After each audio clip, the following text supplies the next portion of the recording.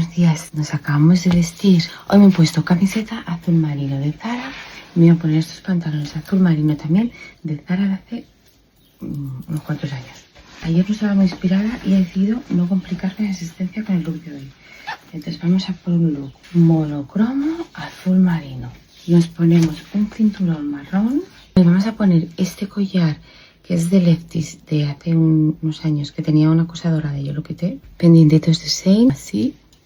Me voy a poner estos zapatos de Mimau que me compré el año pasado, estas palas que son comodísimas. Vamos a pintarnos el gorrete.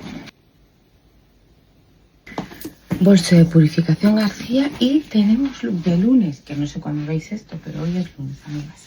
Otra vez.